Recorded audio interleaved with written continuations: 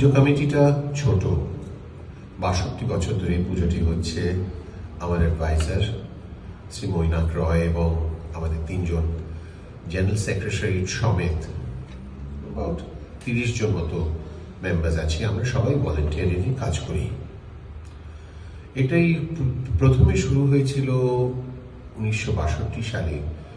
তুষারকান্তি ঘোষ একটি সরস্বতী প্রতিমা এনে দেন কিছু এনথুজিয়াস্টিক বাঙালি, মানে খুব উৎসাহী বাঙালিদের।